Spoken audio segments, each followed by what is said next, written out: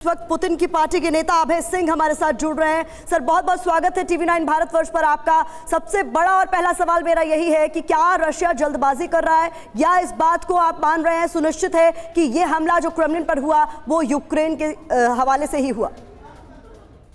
बिल्कुल, हम लोग बिल्कुल इस चीज से कंफर्म है और यूक्रेन के अलावा इसमें अगर किसी देश का हाथ हो सकता है, केवल उन्हीं देशों का हाथ हो सकता है जो देश यूक्रेन को युद्ध के लिए प्रोत्साहित कर रहे हैं, उनका ही केवल पीछे से हाथ हो सकता है। ये जो ड्रोन हाई टेक्नोलॉजी ड्रोन आई है या फिर किसी तरह से उसको क्रेमलिन पहुंचाया गया है, ये यूक्रेन की ड्रोन नहीं है, ये किसी दूसरे देश का जिसके पास सुपर हाई टेक्नोलॉजी है उस देश की ड्रोन है।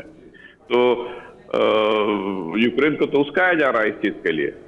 अभय जी, हम ये भी देख रहे हैं कि इस पूरे मामले में ये कहा जा रहा है कि कीव पर बड़े अटैक की तैयारी है और मेदवेदेव का बयान आया है कि अब तो ज़ेलेंस्की को खत्म करना होगा।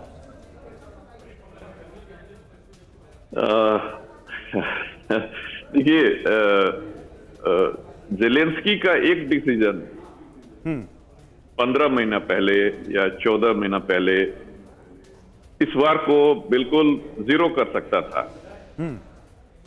उनके चलते दोनों तरफ से काफी जाने गई हैं, जनमाल का हर्जा हुआ है, शहरें खत्म हुई हैं।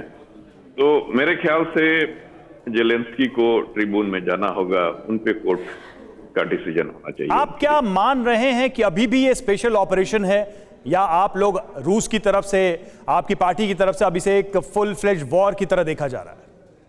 नहीं, बिल्कुल नहीं, ये स्पेशल मिलिट्री ऑपरेशन है और फुल फ्लेज वॉर तो हुआ ही नहीं है। हमारे ऊपर बम नहीं चल रही है, हम किसी पे एटम बम नहीं गिरा रहे हैं, अपनी पूरी ताकत से कहां लड़ रहे हैं।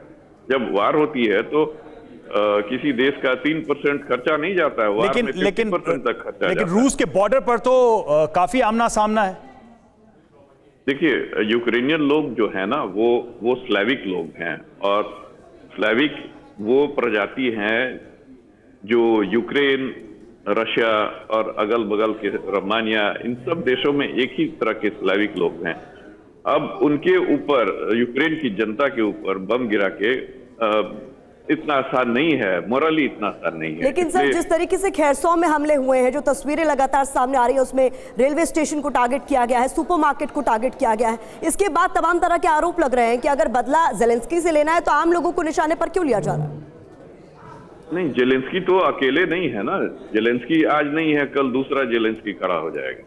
तो और जहां पे सुपरमार्केट की मैं बात नहीं कर रहा हूं, सुपरमार्केट में किसी आर्मी के सोल्डर को जाना मना नहीं होता है। यूक्रेनियन लोग तो वही कब्जा करते हैं, सुपरमार्केट, रेजिडेंशियल हाउसेस के 2 फ्लोर ऊपर खाली करवा के उनको बेसमेंट में भेज देते हैं, वहां पे अपना बंदूक तैनात कर देते हैं रशियंस को शूट करने के लिए।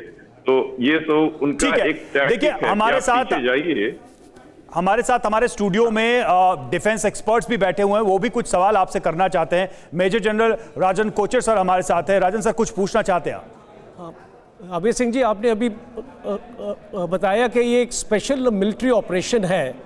स्पेशल मिलिट्री ऑपरेशन की जो परिभाषा है वो है कि it is restricted to a specific area, a specific target and a specific aim. अभी हम इस वॉर में ये देख रहे हैं कि पूरा यूक्रेन टारगेट हुआ है, पूरा ईस्टर्न पार्ट हुआ है, ओडेसा हुआ है, काइव हुआ है, ज़ेफरोज़ हुआ है, इतने सारे एरियाज टारगेट हुए हैं। तो इसका जो स्कोप है इस ऑपरेशन का, अभी ये स्पेशल ऑपरेशन नहीं रहा है, ये हमारा मानना है। आपके क्या कमेंट्स हैं इसके बारे में? हाँ जनरल साहब, मैं आपको बताऊं, देखिए, जो ओडेसा की बात कर रहे हैं, ओडेसा का इतिहास देखिए। ओडेसा क्या था? ये वहां पे खेती होती थी, वहां मैदान था। ओडेसा शहर को बसाया है रूस की महारानी इकटेरिना का बसाया हुआ वो शहर है। अब वहां पे देखिए, वहां पे इकटेरिना की मूर्ति हुआ करती थी, मेमोरियल्स हुआ करती थी, उनको उन्हें घेर दिया, हटा दिया, सब चीज कर रहे हैं। एंटी रशियन मेंटेलिटी वहां पे पैदा की जा रही है। और स्पेशल ऐसे ही बाकी जो पूरे ईस्टर्न साइड के जितने भी शहर हैं अप्रोक्सीमेटली सबका सेम हिस्ट्री है। और स्पेशल मिलिट्री ऑपरेशन कब का खत्म हो गया रहता अगर बैकिंग कंट्री इंग्लैंड, पोलैंड और यूएस वाले लोग पीछे नहीं खड़े होते। इनमें इन्हीं तीनों देशों का सबसे बड़ा हाथ है। और आप देखिए, ये इंग्लैंड वाले लोग पिछले 100-200 सालों से अपने रशिया की जो कुंदक है वो निकाल रहे हैं, और इस तरह से निकाल रहे हैं कि स्लैविक लोग को ही स्लैविक के अगेंस्ट में लड़ा के उनको हथियार पैसा दे के लड़वा रहे हैं। साइड में एक भी सोल्डर अगर यूक्रेन का मरता है, रशियन को छोड़ दीजिए, एक भी यूक्रेन का सोल्डर मरता है, उनकी आंखों से एक ड्रॉप आंसू भी नहीं निकलता होगा उनके लिए। और ये उनका बस गेम है। ये पूरी दुनिया में कहीं भी जाते हैं वहां पे मार काट करवाते हैं। अफ्रीका में देख लीजिए, अमेरिकन रेड इंडियन खत्म हो गया, ऑस्ट्रेलिया खत्म हो गया पूरा, वहां पे सारे अभय सिंह जी, यहाँ पर सवाल फिर मेरा ये भी है कि रशिया का इस युद्ध में एंड गेम क्या है? क्या है आपका गोल इस युद्ध को लेकर? क्योंकि शुरुआत में कहा जा रहा था जेलेंस्की को सत्ता से हटाना और हालात को सामान्य करना, ये स्थिति हो रही थी शुरुआत में, लेकिन अब तस्वीर कुछ अलग नजर आती है। एंड गेम क्या है रशिया का? देखिए, शुरुआत तो आपने बिल्कुल सही कहा, वही हमारा एम था, लेकिन हमें उम्मीद भी नहीं थी कि यूक्रेन के पीछे पोलैंड के सोल्डर, हजारों पोलैंड के सोल्डर लड़ रहे हैं, नाटो कंट्री के सोल्डर लड़ रही हैं रशियन के अगेंस्ट में, और वो यूक्रेनियन सोल्डर के वर्दी में लड़ रहे हैं। तो अब तो युद्ध तो बहुत बड़े स्तर पे चली गई है ना, तो इसका आप मानते हैं कि इसका एक्सपेंशन हुआ है? हमारे साथ ग्रुप कैप्टन डीके पांडे भी हैं, वो भी कुछ आपसे पूछना चाह रहे हैं। D K Pandey sir. अभय सिंह जी, ये बताइए कि युद्ध को इतना लंबा क्यों खींचा जा रहा है?